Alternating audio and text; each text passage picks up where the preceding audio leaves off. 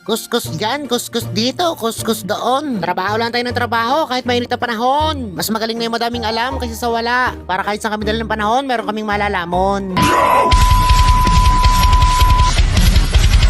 So yun guys, magandang araw sa inyong lahat. Bali nga pala ngayon yung repaint ni Keso. Hindi ko na agad na-upload kasi nabenta na ang auto. Pero meron kami dyang usapan ng tropa na kailangan niyang ibalik. Kasi kailangan ko munang tapusin yung repaint ng bumper sa harapan. At saka may konting re-reprint din ako sa likudan. Pero bago natin simulan, mag-withdraw muna para makabili tayo ng materyales kahit tayo bahiting-bahiti na diba. At eto na nga, tapos na mag-withdraw kaya pupunta na tayo sa bilihan ng pintura. Kailangan matimpla na maayos para makuha yung tamang kulay. Mahirap din magkabul ng kulay pagka hindi pantay-pantay. Kaya mas mainam may patimpla natin yung pintura dito sa mga batikan. At eto na nga, nakarating na ako dito sa bilihan ng pintura kaya tayo magpapatimpla na. Bali nga pala yung kulay natin, kulay dilaw. Pero mas gusto ko kulay yellow. Pero okay na din naman yung dilaw. Pero hayain na, yellow na lang talaga. Para kulay keso nga, diba? At eto na nga, tinitimpla nga ni kuya yung kulay ng pintura. Medyo nahirapan din yung magtitimpla kasi hindi yan straight color na yellow. Sabi ko, madali lang yan kuya. Kakulay lang naman yan ng ima.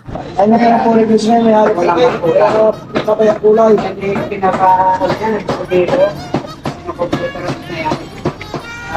At eto na nga, nakabili tayo ng pintura. Shoutout nga pala dyan kina kuya. At saka Ansal, baka naman. Gatorade at Coca-Cola lalagyan, baka naman din. At eto na nga, Petron, baka naman. Ako'y magpapagasolina muna. Tama na 300. Ako'y bahiting-bahiti talaga. Pero mahalaga makauwi at may lamang gasolina. Ah, Bahite, tama ng 300. Bahite, 300 na lang. Shout out.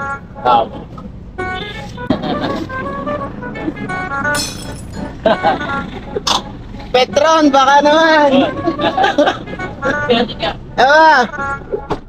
At ayun na nga, shoutout sa inyo, Petron. Baka naman, Petron. Shoutout din kay tropa. Suki-suki ako ng mga yan pag ako'y nakamotor, kaya dyan lang ako nagpapagasolina. Lalo na noon, pag ako'y bahiting-bahitay, saktong-sakto na dyan ang 20. At eto na nga, nakarating na ako sa shop at sinimulan ko na agad ng pagka-grinder para mapintahan agad natin agad. May konting bulutong yan dyan sa tapat na yan, kaya aking gagawin agad. Ginarinder ko na rin sagad para mawala yung mga kalawang. At eto na nga, namasilyahan ko na. Para maya-maya, kitang-kitang si Keso ay maganda. Ganun talaga yung mga sakit ng Honda, binubulutong. Dyan lagi yung lumalabas sa may balakang at sa may bubong. At eto na nga, aking lalayahin na. Kuskus dyan, kuskus dito, kuskus doon. Trabaho lang tayo ng trabaho kahit mainit na panahon. Mas magaling na yung madaming alam kaysa sa wala. Para kahit saan kami dala ng panahon, meron kaming malalamon. At pagkatapos magleha, aking pipintahan na agad. Para mas pugi si Keso at pag bumitek, sagad na sagad. Oo, kami lang din yung nagpipintura at gumagawa ng mga sasakyan dito. Mas mainam na yung kami yung gumawa para makatipid. Kasi kaya ko namang gawin at pag binayad dyan sa iba, pamihado, masakit yan sa bulsa. Kaya kami na lang din yung gumawa, mas makakatipid pa. At eto na nga, nagpa-final top coat na ako. Ipakita muna natin ng pintura kung gaano kaganda ngayon si Keso.